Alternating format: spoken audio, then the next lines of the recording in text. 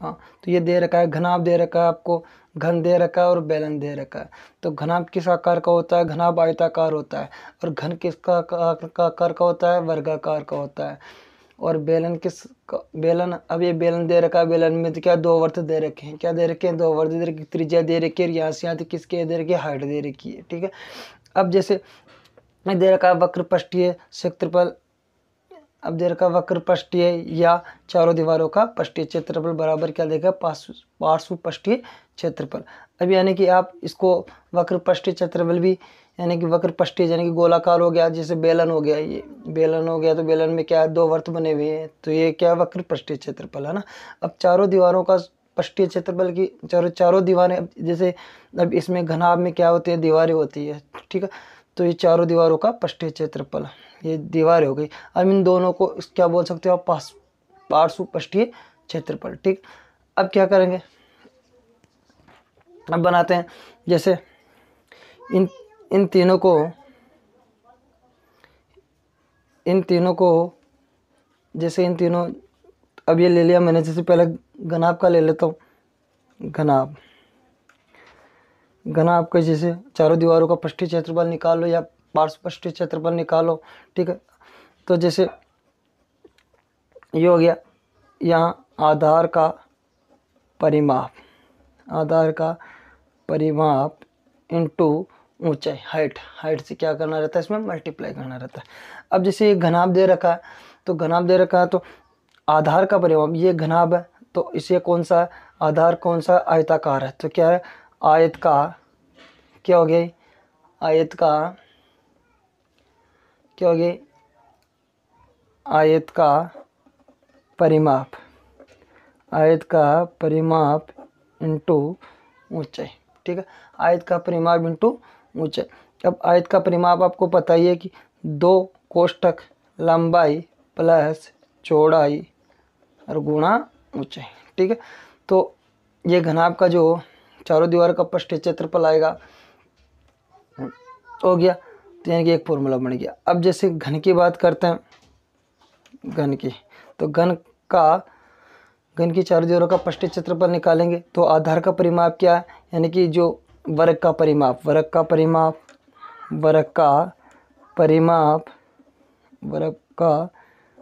परिमाप इंटू ऊंचाई।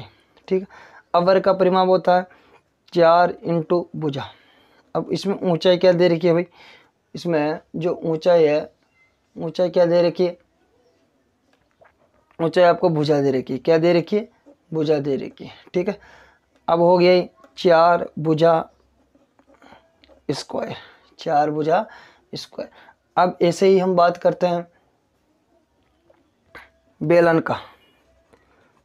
का वक्र पृष्ठीय क्षेत्रफल, है ना। बेलन का वक्र पृष्ठीय क्षेत्रफल क्या होता है? अब आधार का परिमाप क्या होगा? आधार का परिमाप यानी कि वर्त की परिधि या वर्त का परिमाप, या वर्त की परिधि इंटू ऊंचाई। ठीक है, अब वर्त की परिधि क्या होती है भाई? आपको सबको पता है, वर्त की परिधि यानी कि या वर्त का परिमाप 2πr इंटू एच, तो यानी कि 2πr/h, यानी कि बेलन का वक्र पृष्ठीय क्षेत्रफल होगा। अब बात करते हैं संपूर्ण पृष्ठीय क्षेत्रफल की, यानी कि संपूर्ण पृष्ठीय क्षेत्रफल निकालना अपने को। तो अब हो गया ही पार्श्व पृष्ठीय क्षेत्रफल, कौन सा? एक तो पार्श्व पृष्ठीय क्षेत्रफल प्लस पार्श्व पृष्ठीय क्षेत्रफल प्लस छत और प्लस तल, यानी कि जो आपको पार्श्व पृष्ठीय क्षेत्रफल भी लिख सकते हो आप, जो या वक्र का पृष्ठीय क्षेत्रफल भी लिख सकते हो आप, और चारों दीवारों का पृष्ठीय क्षेत्रफल भी लिख सकते हो। ठीक है, तो हम ज्ञात करते हैं अब घनाभ के लिए। तो घनाभ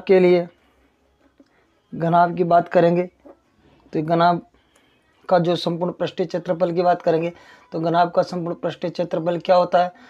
तो पार्श्व पृष्ठीय क्षेत्रफल, यानी कि पार्श्व पृष्ठीय क्षेत्रफल। अब पार्श्व पृष्ठीय क्षेत्रफल क्या होता है? जो यानी कि जो आपके पास है घनाभ का चारों दीवारों का क्षेत्रफल क्या आया था, मतलब पार्श्वपृष्ठीय क्षेत्रफल और चारों दीवारों का क्षेत्रफल बराबर होते हैं। तो जो पहले मान आ चुका है आपके पास, तो आया था आपके पास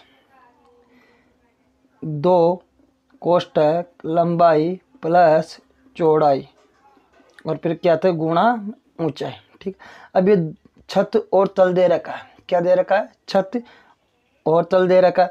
तो मैं इसको जैसे यहाँ पार्श्व पृष्ठीय क्षेत्रफल, ठीक है, प्लस अब ये छत और तल, यानी कि आप देखोगे यहाँ पे जैसे ये घनाभ है। अब घनाभ में क्या, जो ये आय तल तल नीचे वाला हो गया और छत ऊपर होगी, ये दोनों क्या है, समान है। ऐसे ही घन में भी जो वर्ग दे रखा है, इसमें छत ऊपर वाली और तल नीचे दोनों क्या है, समान है, यानी कि इनके मान क्या है, ये बराबर है। ठीक है, ऐसे ही वर्त, दोनों वर्त बराबर है।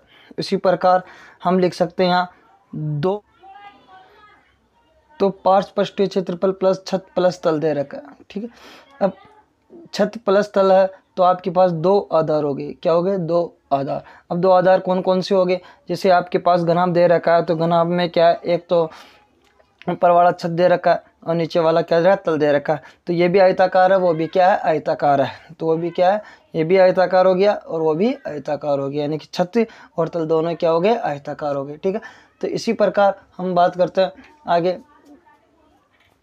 2 आधार हो गया, अब 2 आधार, अब जो ये आधार होगा ये क्या होगा, यानी कि आप पृष्ठीय क्षेत्रफल की बात करते हैं, तो पृष्ठीय क्षेत्रफल की बात करते हैं तो ये हो गया 2 आयत का 2 आयत का क्षेत्रफल, 2 आयत का क्षेत्रफल की बात होगी, 2 आयत का क्षेत्रफल। ठीक है, 2 आयत का क्षेत्रफल लगाएंगे अब। ठीक है, इसी प्रकार अब आगे बढ़ते जाओ, तो हो गया, मैं लिख देता हूँ 2।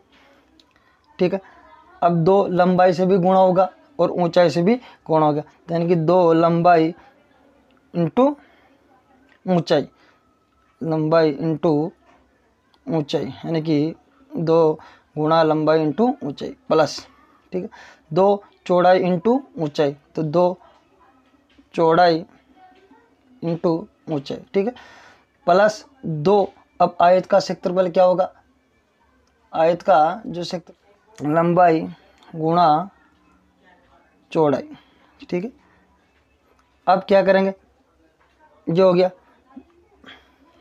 2 क्या कर लेंगे हम, कॉमन ले लेंगे, इनमें क्या कर लेंगे, 2 कॉमन ले लिया, तो लंबाई गुणा ऊंचाई, चौड़ाई गुणा ऊंचाई, ठीक है, प्लस लंबाई गुणा चौड़ाई। तो ये आपके पास एक बार फॉर्मूला बन गया। तो आप इसको ऐसे भी लिख सकते हो, 2 कोष्ठक लंबाई इंटू चौड़ाई प्लस चौड़ाई इंटू ऊंचाई प्लस ऊंचाई इंटू लंबाई। आगे बात करते हैं,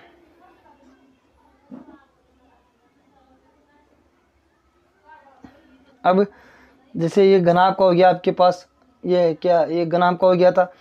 ठीक है, घनाभ का संपूर्ण पृष्ठीय क्षेत्रफल हो गया। घनाभ का संपूर्ण पृष्ठीय क्षेत्र के बाद निकालते हैं घन का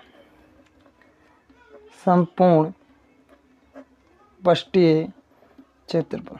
ठीक है, अब जैसे मैंने पहले बताया था पार्श्व पृष्ठीय क्षेत्रफल, यानी कि जो घन का चारों दीवारों का पृष्ठीय क्षेत्रफल आया था आपके पास 4, यानी कि पहले लगा देता हूँ मैं पार्श्व पृष्ठीय क्षेत्रफल प्लस 2 आधार। ठीक, अब पार्श्व पृष्ठीय क्षेत्रफल क्या है आपके पास, पार्श्व पृष्ठीय क्षेत्रफल आया 4 भुजा स्क्वायर प्लस 2 आधार क्या है, 2 वर्ग का क्षेत्रफल, 2 वर्ग का क्षेत्रफल।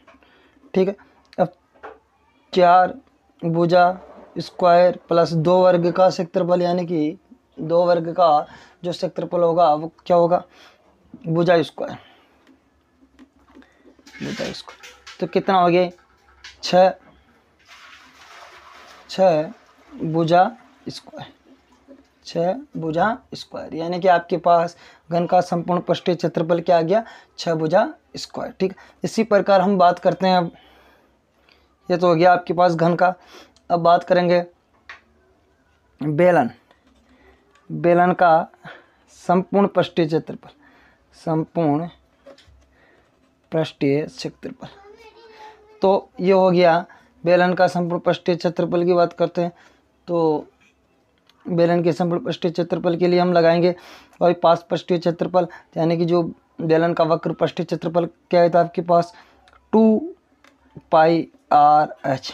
ठीक है, प्लस 2 आधार है। अब 2 आधार यानी कि वर्त का क्षेत्रफल, यानी कि वर्त का क्षेत्रफल कितना, 2 वर्त का क्षेत्रफल, 2 वर्त का क्षेत्रफल। ठीक है, अब यानी कि 2πr/h प्लस 2 जो वर्त का क्षेत्रफल क्या होगा, 2 वर्त का क्षेत्रफल, यानी कि वर्त का क्षेत्रफल πr² होता है ये।